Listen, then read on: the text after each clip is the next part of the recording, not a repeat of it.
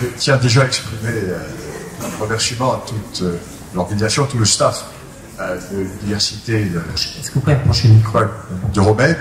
Et je suis très heureux, très heureux de me retrouver aujourd'hui dans cet amphi devant des têtes la plupart connues déjà, et qui sont presque devenues des amis, disons.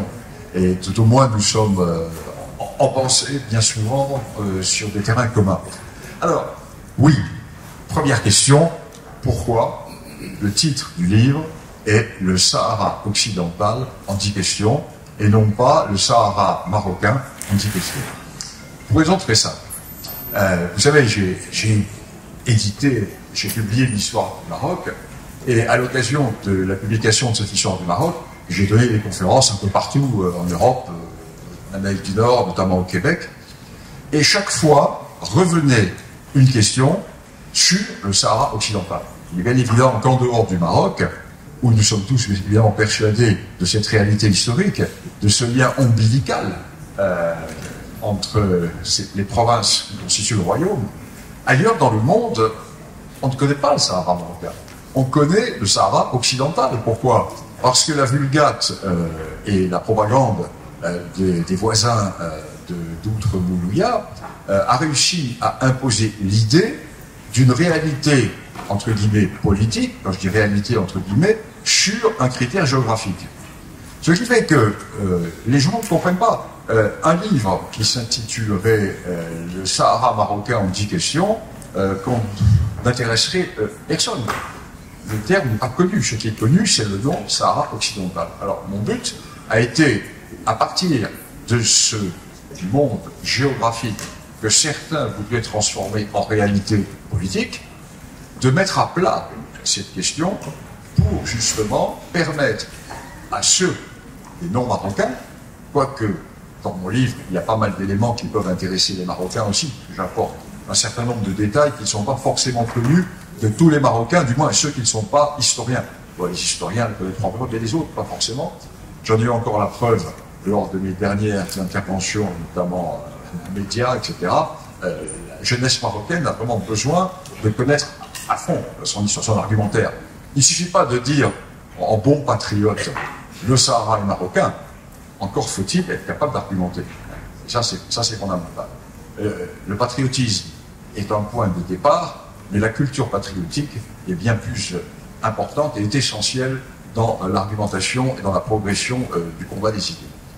Alors donc, voilà pourquoi j'ai publié ce livre en partant d'un certain nombre de questions. Des questions que se posent les gens. Qu'est-ce que le Sahara occidental?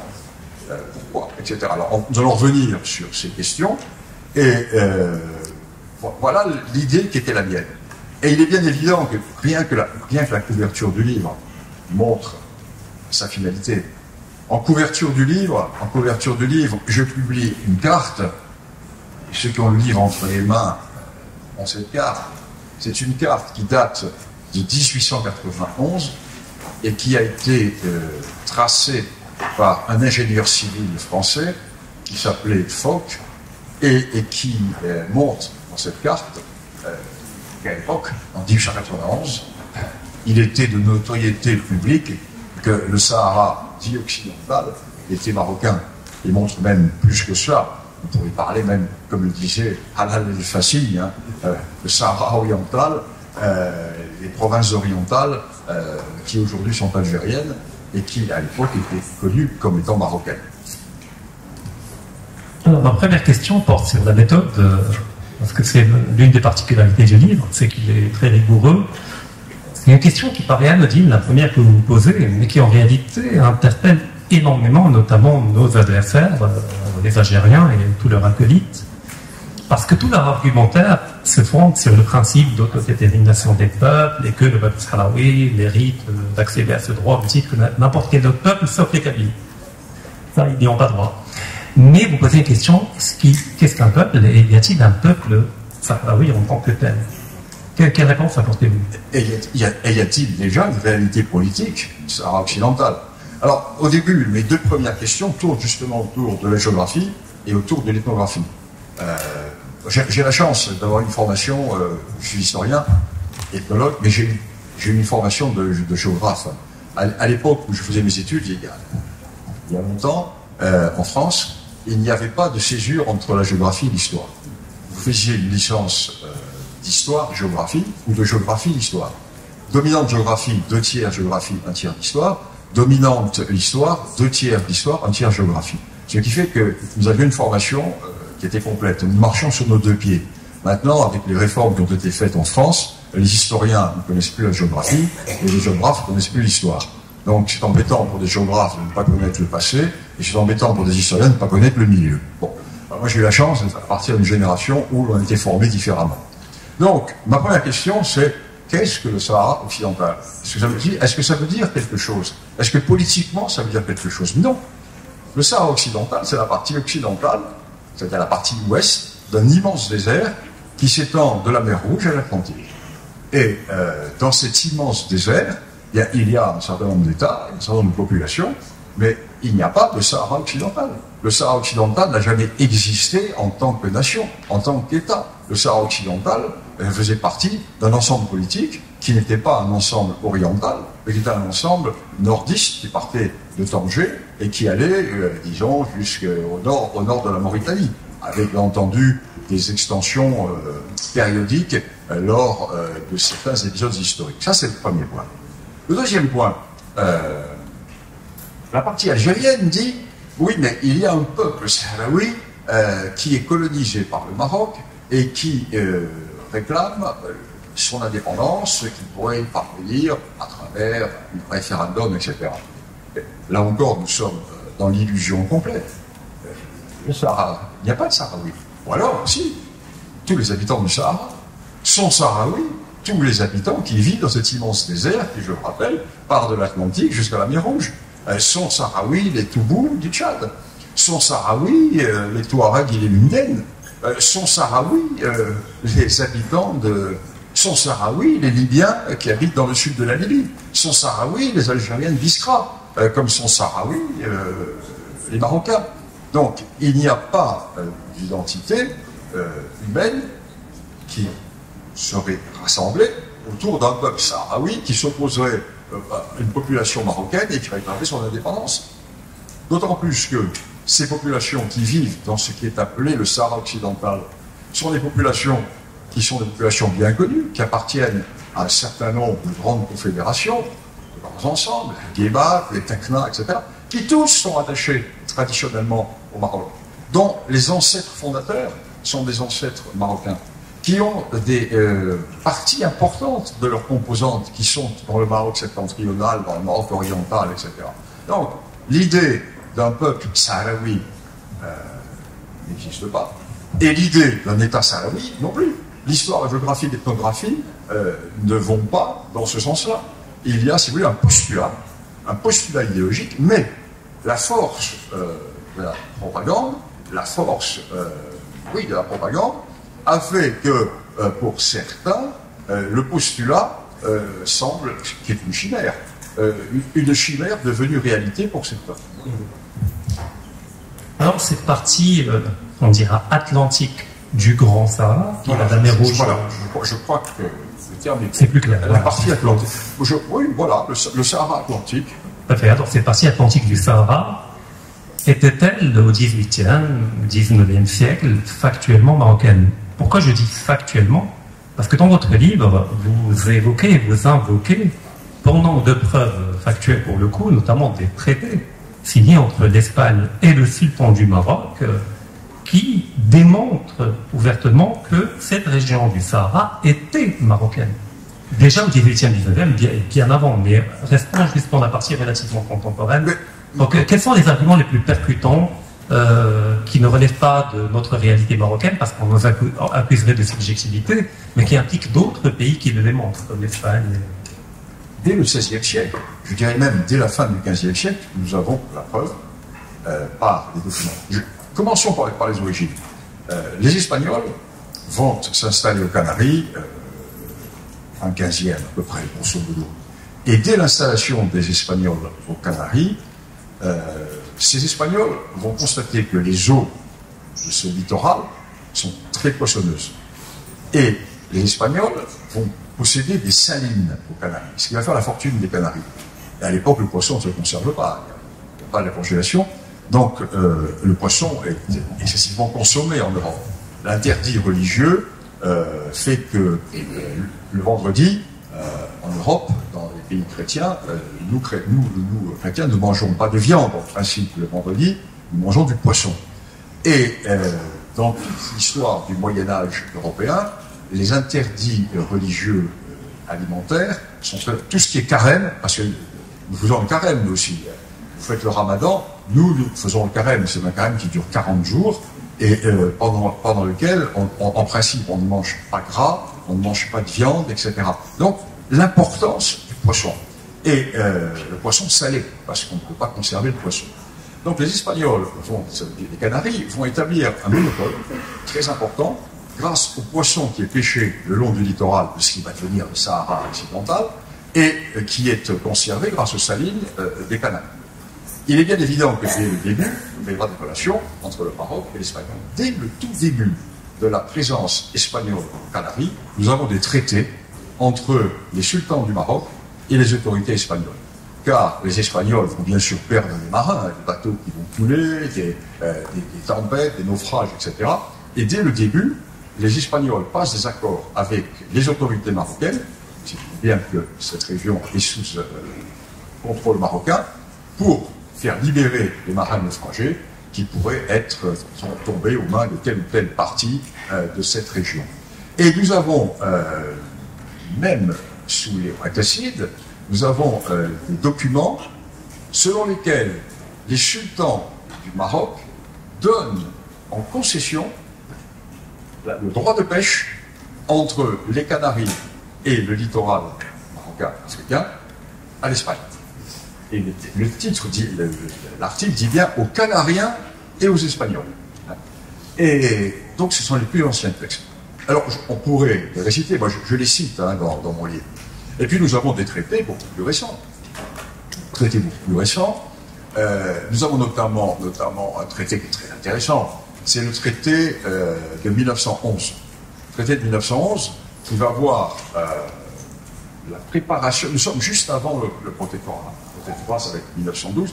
Et déjà, le partage se fait avant. Parce qu'en fait, le Maroc va se voir appliquer les accords internationaux qui ont été faits dans son dos avant lui. Or, les accords internationaux qui vont être faits sont des accords qui vont essentiellement être négociés entre trois puissances, la France, l'Angleterre et l'Espagne. Alors, la France, l'Angleterre et l'Allemagne, pardon. Et la France va désintéresser, entre guillemets, l'Angleterre en abandonnant toute revendication sur l'Égypte. Et à ce moment-là, l'Angleterre va laisser les mains libres à la France, au Maroc. Et il va falloir également traiter avec l'Allemagne. Mais les Espagnols vont se mêler à la question en disant mais attention, nous sommes à Tétouan, nous sommes là, nous voulons une partie, notamment en face des Canaries. Et nous avons un texte très intéressant que je cite de l'ambassadeur de France à Madrid, qui voit le Premier ministre espagnol, qui se plaint du fait que dans le futur protectorat qui se dessine, l'Espagne n'a qu'une petite partie du nord du Maroc, alors que la France va avoir tout le reste. Et l'ambassadeur, le texte est excellent, l'ambassadeur dit au Premier ministre espagnol, vous pourriez tout de même reconnaître l'effort que nous avons fait, et genre le cadeau que nous avons fait, en détachant toute cette partie du Sahara pour la marocaine pour la donner à l'Espagne. Donc, si vous voulez, il n'y a pas de discussion possible. À partir du moment où vous sortez les textes, à partir du moment où vous avez les accords internationaux, à partir du moment où vous avez les cartes, etc., tout le reste, c'est de l'idéologie. Et c'est pour cela qu'il est très important, je le répète, pour des patriotes marocains, de savoir ça. Il ne suffit pas de dire c'est marocain, c'est marocain. Non, non. Comme disait De Gaulle à propos de l'Europe, sauter comme des cabris en disant l'Europe, l'Europe, l'Europe. Non, non. Il faut savoir de quoi on parle. Comme je dis souvent, en géopolitique, il ne suffit pas d'avoir raison. Ah non. Il faut se donner les moyens d'avoir raison et de le démontrer. Il faut étayer là. D'autant plus que chez la partie algérienne, qui est très faible au point de vue argumentaire, il n'y a pas d'argument. Et la partie algérienne oppose, comment dirais-je, des a priori auxquels l'on ne peut faire face qu'avec des faits. Le problème, c'est qu'avec nos amis algériens, il y a refus des faits. Moi, je le vois bien. Là, aujourd'hui, nous avons une conférence à Pesquet. Imaginez dans les universités françaises ou dans les cercles de réunion français, quand je présente l'histoire du Maroc ou l'histoire du Sahara dit occidental. Il y a toujours de l'hystérie dans la salle, parce que la partie algérienne est une partie qui n'a pas d'argument hors de la vocifération. Et ça, c'est vraiment très embêtant. Pour les scientifiques que nous sommes, avoir en face de soi des vrais débatteurs, c'est tout à fait stimulant pour l'esprit, c'est enrichissant. Ça peut même aider à changer d'idée. Ça peut aider, ça fait progresser. C'est de la disputation, au sens étymologique latin du terme, que naît véritablement la confrontation. Ça, c'est l'esprit universitaire. Autrement, le reste, c'est d'homme. Et l'hystérie et l'émotionnel. Alors, c'est bien qu'on ait introduit l'Espagne, parce qu'on y va graduellement avant d'arriver à la question de l'Algérie et de son implication dans ce dossier. Alors, le Maroc, contrairement à la plupart des pays du continent africain, a été l'objet d'une double occupation.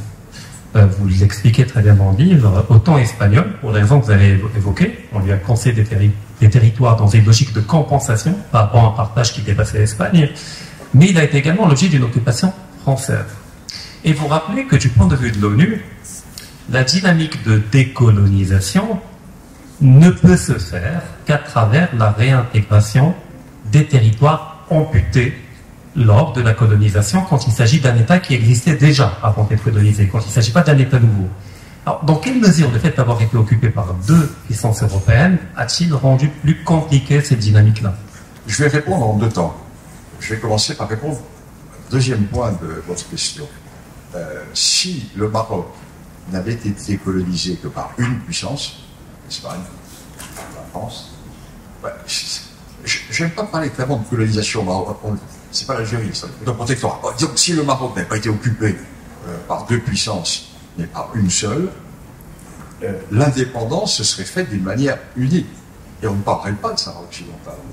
Parce que, imaginons que la partie qui est devenue le Sahara occidental ait été à l'époque du protectorat en 1913 entièrement sous les administrations françaises, l'indépendance de 1956, le retour à l'indépendance de 1956 serait fait du nord au sud.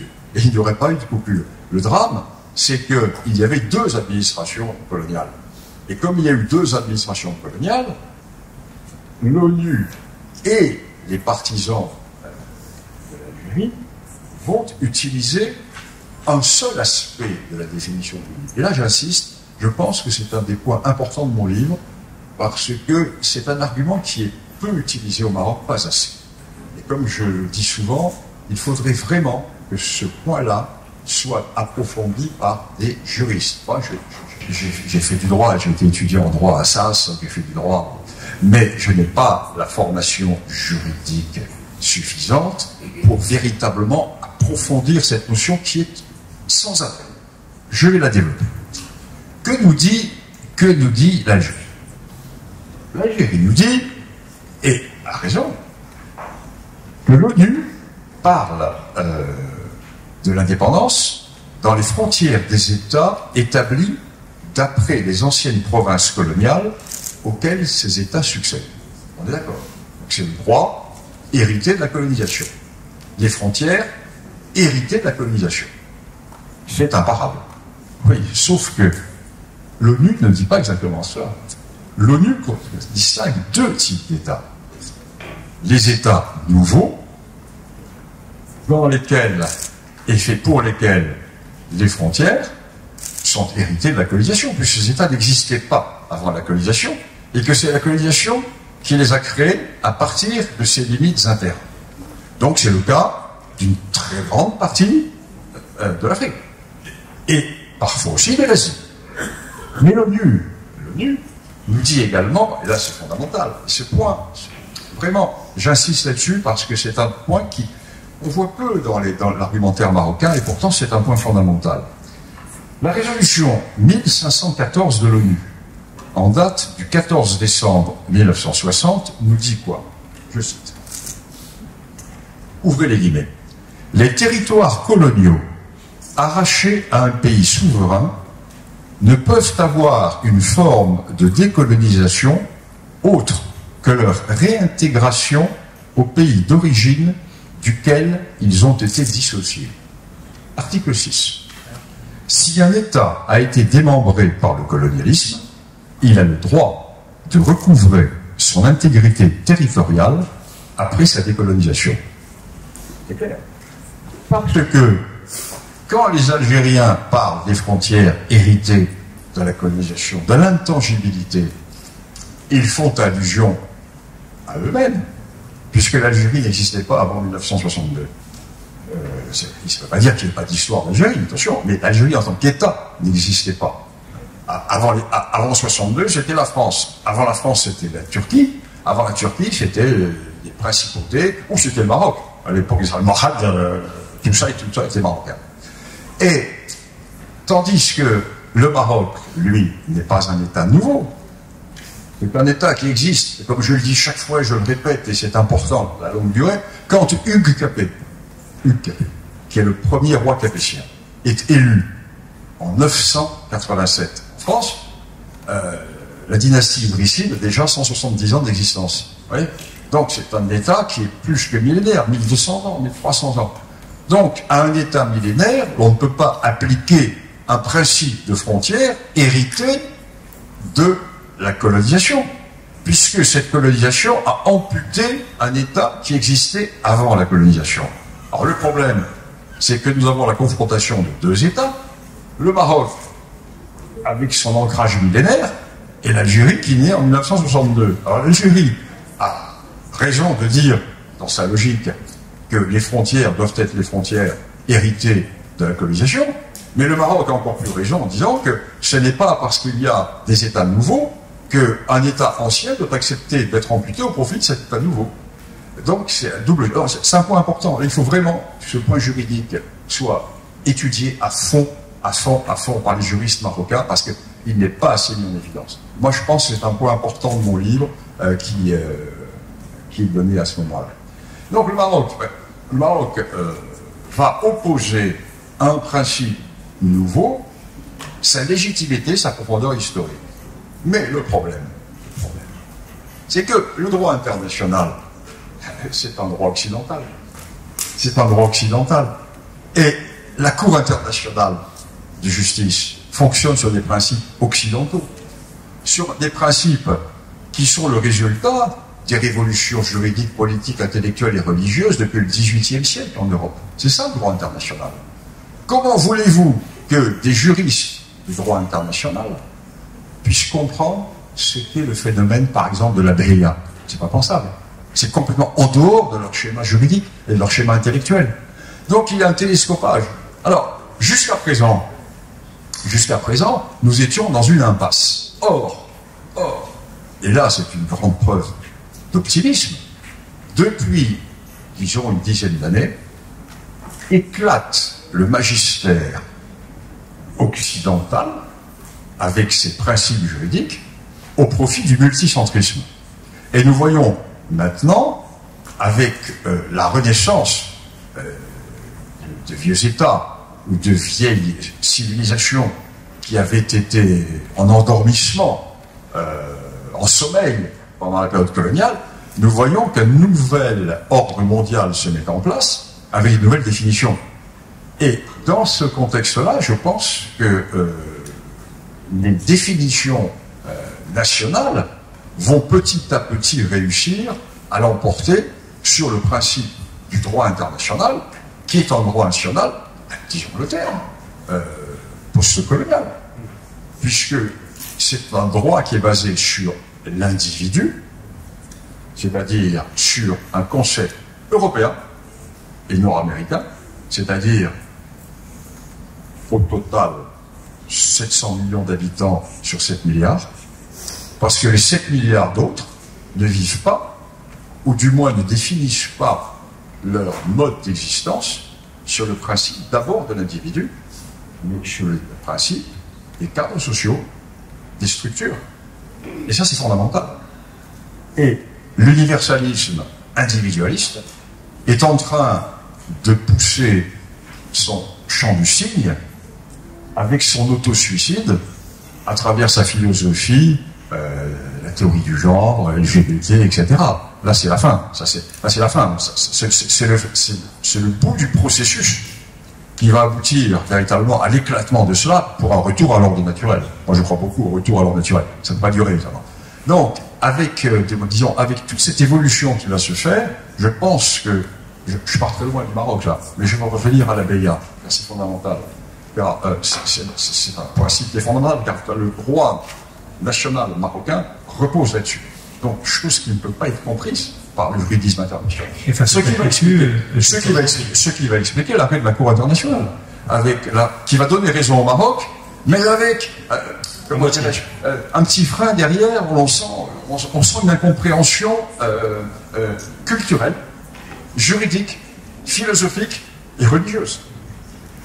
Effectivement, le paradigme de ces juristes ne leur permet pas de comprendre le concept de la Beya. Au fait, c'était la forme d'expression et d'existence de la souveraineté dans un État traditionnel. Et qu'on ne peut pas, vous l'expliquer très bien, projeter une conception moderne de la souveraineté, fondée sur l'État-nation, à partir de la pensée de Jean Bodin, de Thomas Hobbes, etc., sur une réalité qui ne s'y prête pas. Et donc, elle tombe dans un anachronisme. Mais... Avec en plus, pour ce qui concerne l'Afrique, la notion de séparation des pouvoirs.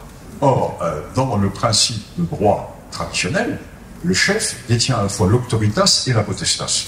Et s'il perd ou l'un ou l'autre, il n'est plus le chef. Tout à fait. Donc c'est spirituel et c'est temporel. Mais alors, je peux comprendre que les juristes ne comprennent pas cette réalité culturelle marocaine ou traditionnelle. Parce que même en France, la féodalité était fondée sur des liens d'allégeance symboliques. Mais l'Espagne ne pouvait pas ne pas savoir que le Sahara qu'elle occupait était marocain, du fait même que les traités dont on parle depuis le début et qui figurent dans votre livre, ils les possèdent également en copie. Donc, une forme de mauvaise foi espagnole, à l'époque, pour ne pas tomber à notre tour dans l'anachronisme en traitant l'Espagne aujourd'hui, ce qui a été fait par nos ancêtres, mais peut-on dire qu'il y a un rôle beaucoup plus important, une faute beaucoup plus importante de l'Espagne à l'époque que de la France? Parce que la France, quand elle quitte le Maroc, dans le schéma de décolonisation, globalement, ça se passe bien. De Gaulle propose au Maroc même de décider des frontières par rapport à la future Algérie. Le Maroc, élégamment, vous y revenez dans l'ouvrage, refuse en disant qu'on ne va pas négocier dans le dos de nos frères algériens. Après, c'est avec, ce ne sont pas tout à fait des frères comme Cain et Abel.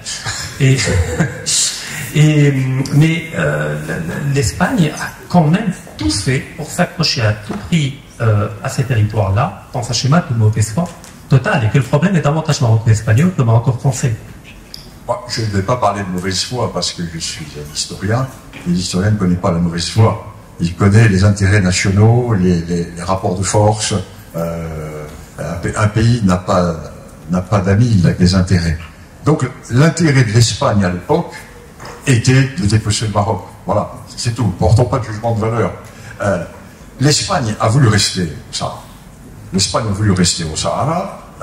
Toujours les Canaries.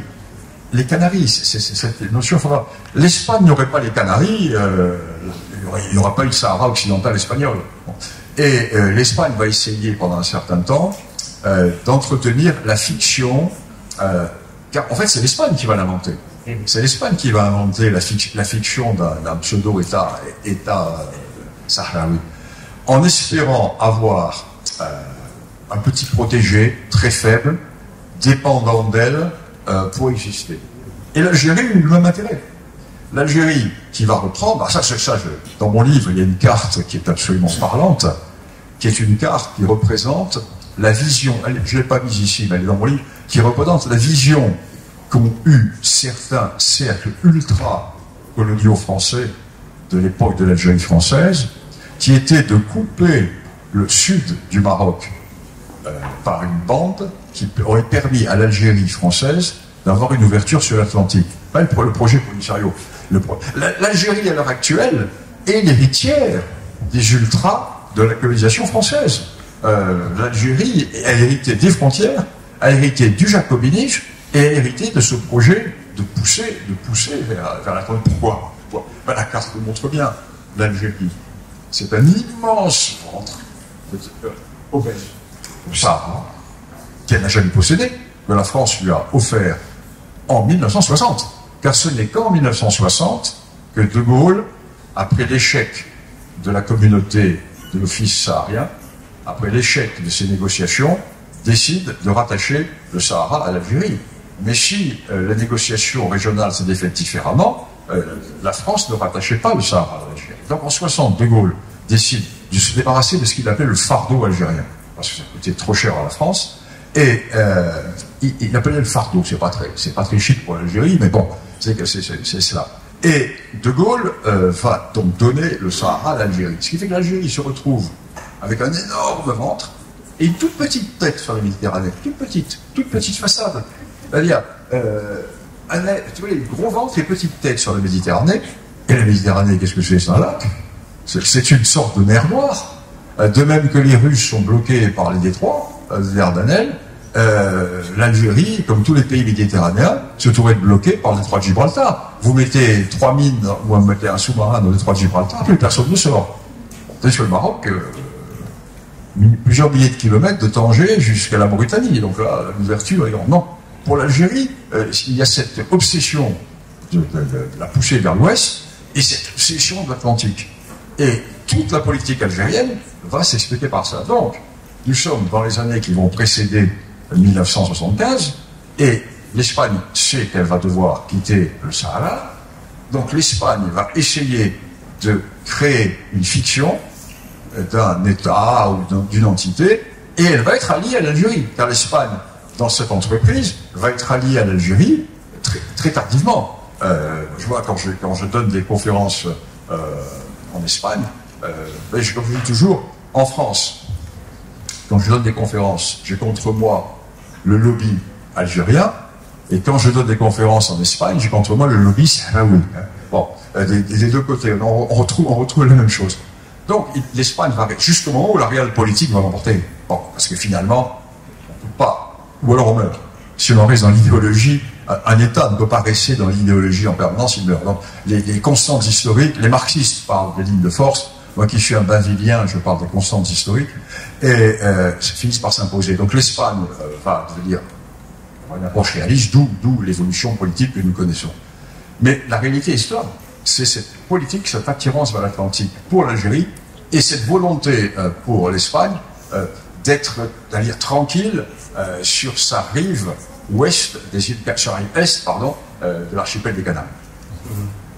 Donc, au fait, l'Espagne, ayant compris que son départ était de toute manière irrémédiable parce que le monde post-45 avait radicalement changé, que l'Union soviétique et les États-Unis étaient tous les deux d'accord pour le démembrement des anciens empires coloniaux, et donc, avant de quitter, elle a décidé, comme vous l'expliquez, d'inventer la fiction d'un pseudo-État fantoche dans cette région-là du Sahara Atlantique, afin de servir de relais et de maintenir l'influence espagnole dans la région. Et l'Algérie, pour des raisons qui sont propres, totalement différentes de celles de l'Espagne, a adhéré à ce narratif-là, mais avec un autre argumentaire.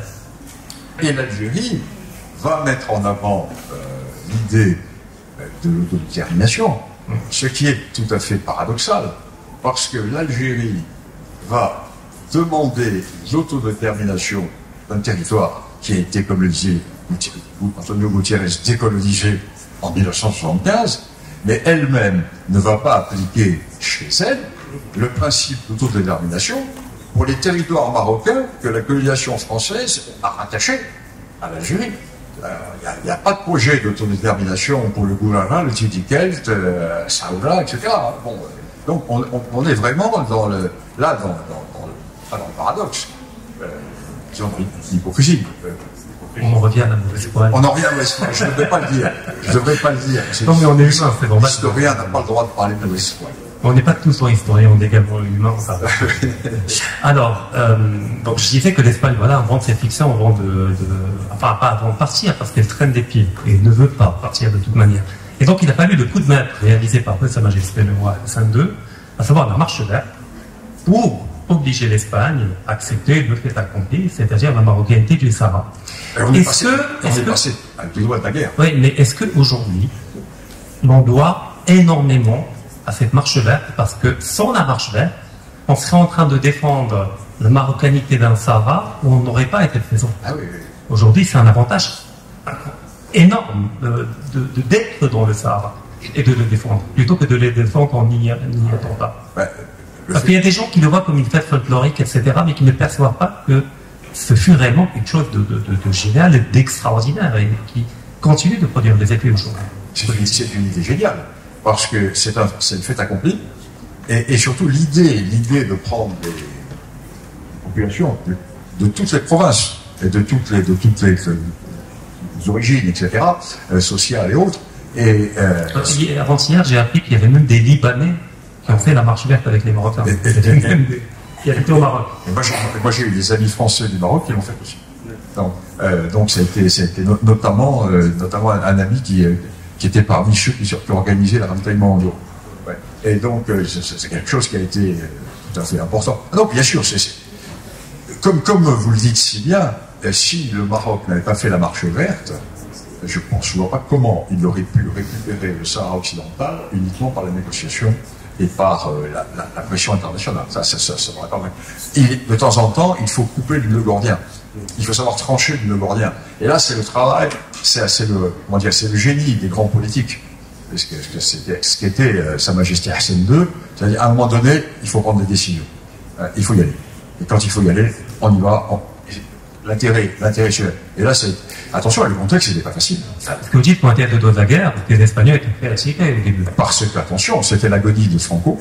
Franco était en train de mourir, et il y avait la vieille garde espagnole qui eux, n'acceptaient pas de devoir se retirer. Il y avait quand même 4 des 5 tercios espagnols qui étaient là. Il y avait le Grupo Ligero de Caballeria, il y avait l'élite de l'armée espagnole qui était là. Donc, on était à 2 doigts. En même temps, les Algériens qui attaquaient dans les parties est. Donc, on a été vraiment à 2 doigts. Et il y a eu un coup de génie qui fait que, bon, il y a eu les accords. Mais on est passé très près de la guerre. Il nous reste quelques minutes avant d'ouvrir le champ questions-réponses. Alors, peut-on affirmer aujourd'hui que l'élite algérienne, l'élite politique ou la junte algérienne sait très bien que le Sahara est marocain? Et que le fait de continuer à pousser ce narratif fallacieux du point de vue du droit international autant que de l'histoire procède d'une logique existentielle. C'est qu'il a besoin d'entretenir ce narratif comme étant le fondement de son régime politique. Et que de fait, comme c'est existentiel, il n'y a pas moyen de trouver une solution avec l'Algérie. D'autant plus que l'Algérie dit qu'elle est neutre et qu'elle n'est pas engagée là-dedans, que c'est une affaire entre le Polisario et le Maroc. C'est fondamental. Et je vais revenir un peu sur ce que vous disiez tout à l'heure, les négociations entre la France et le Maroc qui n'ont pas eu lieu malheureusement pour la rectification des frontières. Donc quand De Gaulle, n'oublions pas que Mohamed V et De Gaulle étaient très proches. Mohamed V était compagnon de la Libération. N'oublions pas qu'en 1942, quand il y a eu le débarquement américain, Roche-Noir, etc., et que l'armée française qui était au Maroc a failli repousser les Américains. Moi je connais bien, mon père a participé à ces combats. Donc, je sais très bien comment c'est passé. Et qui a rétabli la paix? C'est le roi du Maroc. C'est le roi du Maroc, le sultan, qui a réussi à imposer le cessez-le-feu. Donc, véritablement, De Gaulle était très proche de Sa Majesté Mohamed V. Et De Gaulle, dès le début, dès 1958, veut donner l'indépendance à l'Algérie. On s'est trompé complètement en France en croyant que De Gaulle, l'armée met De Gaulle au pouvoir pour garder l'Algérie française, et De Gaulle fait comme s'il allait garder l'Algérie française. S'il était arrivé au pouvoir, porté par l'armée en disant « je vais donner l'indépendance à l'Algérie », il était mort. Il était abattu. Donc il a joué d'une manière très habile. Et dès 1958-1959, comme il sait que la France va donner l'indépendance à l'Algérie, et comme c'est un homme d'histoire, De Gaulle est un homme cultivé, et De Gaulle savait très bien que le Maroc avait été amputé par la France. Et comme De Gaulle était en très bon terme avec la monarchie marocaine, il propose au Maroc une négociation de la rectification des frontières. De Gaulle était prêt à donner dès le départ, Tindouf, bien sûr, Colombéchard, etc., toutes ces autres. Plus à l'ouest, la discussion aurait commencé. À l'époque, je rappelle que le Sahara n'a pas encore été donné à l'Algérie par la France. Parce que la France n'a pas donné le Sahara à l'Algérie qu'à la fin de l'année 60. On parle pas du Sahara atlantique marocain, mais non, non, Sahara dans la partie algérienne, juste pour rectifier. On s'est compris, on s'est compris. Je parle du Sahara qui est actuellement algérien. À la fin de l'année 60. Tandis que la négociation va commencer 58-59. Donc, il y avait la possibilité à l'époque de rectifier des frontières. Et comme vous le disiez fort justement, le Maroc, très élégamment, va dire non, on ne va pas accepter de discuter avec le colonisateur sur le dos des Algériens qui se battent contre le colonisateur. Nous allons nous entendre entre frères maghrébins après l'indépendance de l'Algérie. D'où les accords de 1961 qui sont passés entre le Maroc et le GPRA, le gouvernement provisoire de la République algérienne, qui disent très clairement qu'après l'indépendance de l'Algérie, les négociations feront, une commission mixte se réunira pour que les rectifications des frontières soient faites. L'Algérie est indépendante. Tindouf est occupé par l'armée algérienne. Ça commence mal pour la fraternité maghrébine. Ça commence mal pour le respect des accords de 1961. Et le roi Hassan II, alors j'insiste toujours dans mes conférences, lisez le défi de Sa Majesté, le roi Hassan II. Je ne sais pas qui n'a pas lu le défi de cette salle, ou qui a lu le défi de cette salle. Voilà, voilà. Eh bien, c'est triste. Vous devriez tous l'avoir lu, le défi, parce que si vous avez lu le défi, vous avez véritablement toute la trame de cette période. C'est un livre à la fois de témoignages, et c'est un livre d'histoire, vraiment extraordinaire. Hassan II raconte tout ça. Donc, Hassan II, dès l'indépendance de l'Algérie, danse un peu les Algériens. Bon. Et puis, Ben Bella au pouvoir. On va voir après comment Ben Bella arrive au pouvoir. Et Hassan II rencontre Ben Bella. Il dit alors, Sire, laissez-moi m'installer. Le pouvoir est difficile. Et après, on va négocier. Guerre des Sahara. Attaque des garnisons marocaines par l'armée algérienne en guise de négociation. Alors que s'était-il passé? Mais c'est très simple. Il s'est passé que Ben Bella et l'État, le système algérien, ne reconnaissent pas les accords du GPRA. Pourquoi? Il se passe en Algérie, dès l'indépendance, une guerre civile entre ceux qui se sont battus contre les Français et ceux qui étaient au Maroc et en Tunisie dans l'armée des frontières, qui n'ont quasiment pas combattu, puisqu'ils étaient en Algérie et au Maroc. Tandis que ceux qui ont combattu les Français dans les vilayats d'intérieur, malheureusement pour eux, il n'en reste plus beaucoup, parce qu'il y a eu des morts pendant la guerre d'Algérie. Et au moment de l'indépendance, les combattants de l'intérieur se font voler l'indépendance par ceux de l'extérieur, par l'armée des frontières. Et des combats ont lieu en juillet et en août 62, et le GPRA est renversé par l'armée des frontières, qui va mettre un homme lige au pouvoir, Benbella, qui ensuite sera lui-même renversé par l'armée, et le système algérien naît à ce moment-là. Le système algérien qui aujourd'hui est au pouvoir naît de ce renversement du GPRA par l'armée des frontières, par le pouvoir militaire, avec la négation du congrès de la Soumam, parce que nous sommes là dans la grande opposition. Le congrès de la Soumam, qui date de 1956, et qui a été fait par les combattants d'intérieur, qui définissent l'Algérie indépendante de demain comme non confessionnelle, non alignée sur les blocs, berbéro-arabe ou arabo-berbère, et pas de pouvoir militaire, sont renversés par ceux qui ont des positions complètement différentes et qui vont prendre le pouvoir à partir de l'été 62. Et ces gens-là ne veulent pas reconnaître les accords du GPRA et vont s'ancrer dans la définition des frontières héritées de la colonisation et vont devenir les héritiers de l'Algérie française. Moi, je dis souvent à mes amis algériens, au lieu d'attaquer la France, vous devrez mettre partout sur les bâtiments officiels « Vive l'Algérie française ». Parce que c'est la France qui a créé l'Algérie, c'est la France qui a unifié l'Algérie, c'est la France qui a fait l'Algérie et qui a donné à l'Algérie le Sahara et des frontières en rattachant à l'Algérie des territoires marocains. Il faut dire merci au lieu de critiquer. Mais ils n'aiment pas qu'on dise ça. Pour conclure, il y a un dernier aspect extrêmement important. Alors on a vu depuis une dizaine d'années à peu près, à partir de 2015-2016, un changement radical dans la dynamique diplomatique autour de ce dossier, notamment du point de vue marocain. Oui. Puisqu'on a eu la réintégration de l'Union africaine, le Maroc a mis fin à la politique de la chaise vide. Il y a eu une pluralité de partenariats stratégiques signés par d'autres puissances que le monde occidental, grâce à une diplomatie royale proactive, et avec Moscou, avec Pékin, avec New Delhi et d'autres.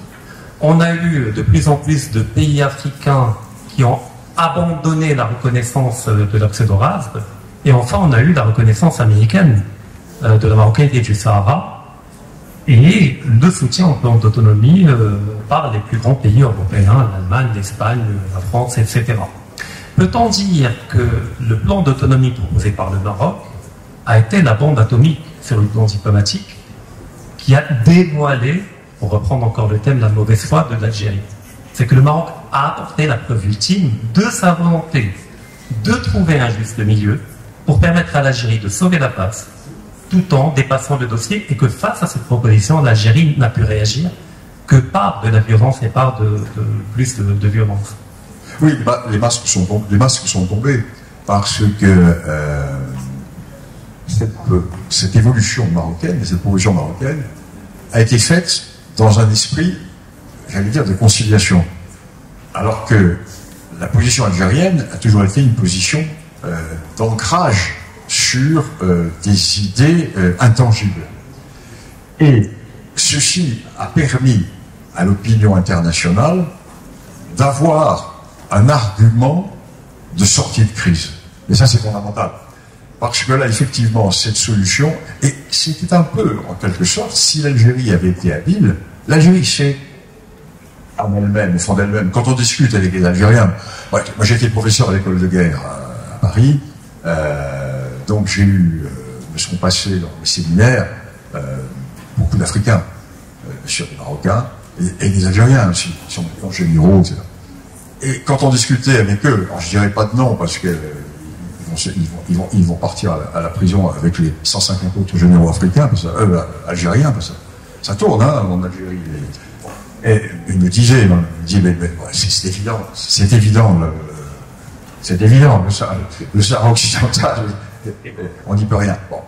Donc, là, l'Algérie avait la solution pour sortir sans perdre la face, sortir par le haut. Elle n'a pas saisi l'opportunité. Et au contraire, elle s'est enferrée dans un jusqu'au-boutisme qui se retourne chaque jour contre elle. Parce que les pays africains, qui les uns après les autres, notamment les pays africains, cessent de reconnaître ce nom RSD, ont été sensibles à cela. Parce que d'un côté, quand vous prenez les discours de Sa Majesté Mohamed VI, c'est quand même extraordinaire. À aucun moment, vous n'avez d'agressivité. À aucun moment, vous n'avez de dureté. À aucun moment, vous n'avez de volonté d'humilier. C'est toujours la main tendue. Et en face, vous avez la suite. Mais ça, c'est vrai, ça marche peut-être pour la politique intérieure du système algérien, mais à l'extérieur, ça ne marche plus. Ça ne marche plus parce que les gens lisent, les gens sont à l'étranger, ils sont cultivés, ça. Et donc, on se retrouve... Moi, je suis inquiet d'une chose, c'est comment les futures autorités algériennes vont-elles faire pour sortir de cette impasse? Comment vont-elles sortir de cette impasse? Peut-être une démilitarisation du régime. Il y a eu un Hirak qui s'est arrêté en raison de la pandémie, mais qui pourrait demain redémarrer de manière pacifique et aboutir peut-être un peu, c'est une lecture, où l'armée rentrera dans les casernes et on pourra enfin dialoguer avec des gens qui ont à cœur l'intérêt des Algériens. On ne demande même pas aux Algériens d'être pas marocains, mais on leur demande d'être pro-algériens et donc de fait de dialoguer avec le Maroc et de permettre à cette région de décoller collectivement. On n'en est pas là pour le moment, et lorsqu'on voit les déclarations du président Tebboune, jamais les déclarations ont été aussi dures que maintenant. Là, on sent qu'on est en fin de cycle. Et que, j'allais dire, l'ultra-chibanisme des dirigeants algériens fait qu'ils n'ont pas compris que le monde avait évolué. Hein. Et à un moment où le disque a tourné. Alors, que va-t-il se passer? Je ne sais pas. Mais comment? Mon problème, c'est non pas ce va se passer comme le faire Marocain et Marocain, mais comment l'Algérie s'est tellement engagée dans cette affaire, comment peut-elle sortir de là sans se sentir humiliée ou sans perdre la face? Voilà. C'est tous les défis des diplomates à l'avenir, que trouver le moyen de dépasser leur laissons les diplomates.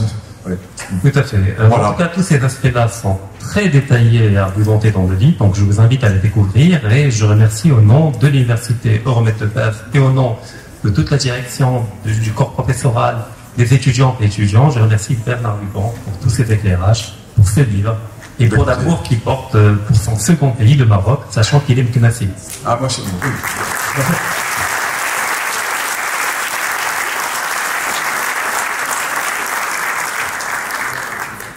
Je crois qu'on va prendre quelques questions.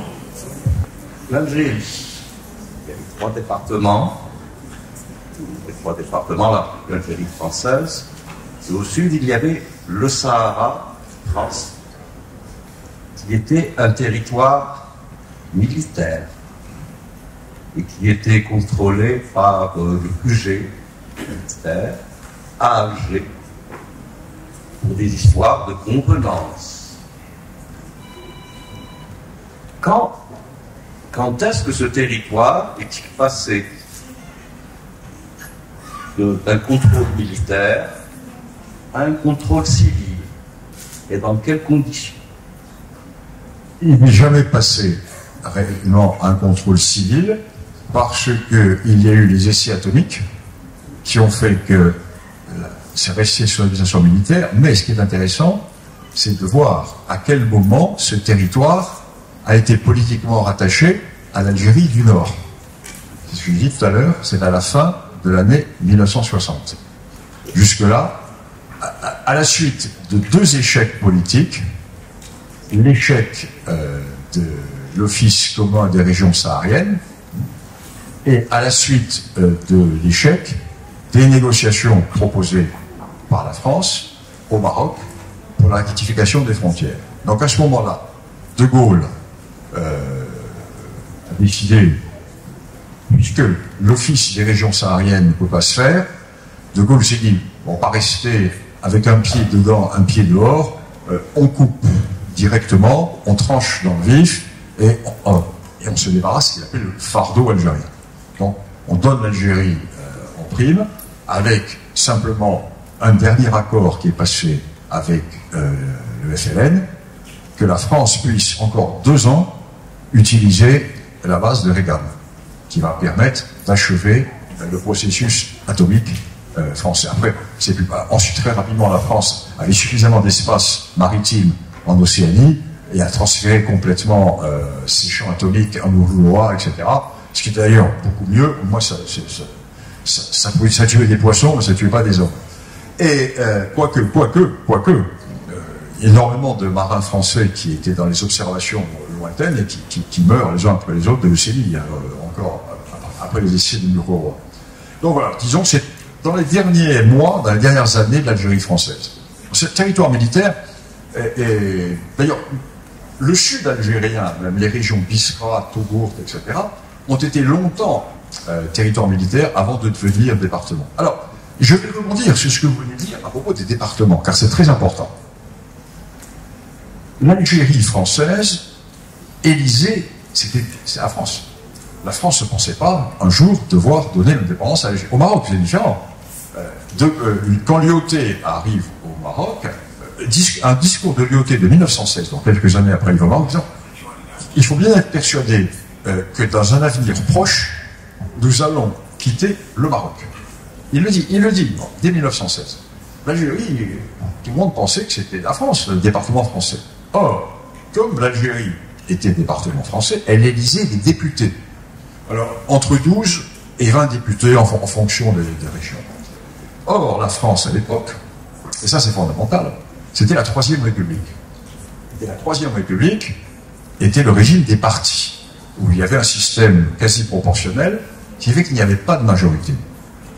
Il y avait 2 grands blocs, grosso modo la droite et grosso modo la gauche, et il y avait des petits partis charnières qui faisaient des majorités. Un peu comme, vous voyez, comme en Israël, avec les 2 partis et les 5 députés religieux font, en fonction de leur vote, s'ils vont pour les uns ou pour les autres, ils font le gouvernement. Les forces politiques ne bougent pas, mais il y a 5 ou 6 députés qui passent d'un camp ou dans l'autre. Bon. En France, c'était la même chose. Il y avait les députés d'Algérie, qui étaient d'obédience politique différente, souvent radicaux, d'ailleurs souvent francs-maçons, certains de droite, mais souvent plutôt des radicaux francs-maçons, et qui soutenaient tel ou tel gouvernement en fonction du soutien que ce gouvernement donnait à la politique de l'Algérie française. Ce qui fait que l'Algérie a eu un rôle essentiel dans la politique française, dans le sens où aucune réforme n'était possible, notamment au point de vue territorial. Ce qui va expliquer le fameux document du maréchal Lyautey de 1924, donc peu de temps avant le départ de Lyautey. Le cartel des gauches arrive au pouvoir en France. Donc, ces députés Algérie française, de l'Algérie française, vont se mettre du côté du cartel des gauches. Donc la droite perd de pouvoir. Et que va demander la France à ce moment-là? Une amputation du Maroc entre la zone espagnole et la région d'Agadir, à peu près, pour que l'Algérie française puisse avoir un couloir allant jusqu'à l'Atlantique. Vous voyez, la politique. Or, Lyautey est totalement opposé à cela. Ça va probablement coûter le poste de Lyautey. Parce que le cartel des gauches va, dans les mois suivants, évincer Lyautey, le faire évincer par Pétain, la guerre du Rif, etc. Lyautey dit, mais c'est pas possible. Nous sommes ici dans un système de protectorat. Protectorat, ça veut dire protection. Ça ne veut pas dire amputation. Donc, Lyautey va réunir des historiens marocains, des historiens français, etc. Et Lyautey va faire publier un énorme document qui date de 1924, justement sur les frontières marocaines. Et Lyautey remet tout sur la table. Il dit Colombéchard est marocain, etc. Et au sud, dit les frontières du Maroc au sud vont jusqu'à l'AOF, c'est-à-dire jusqu'à la Mauritanie.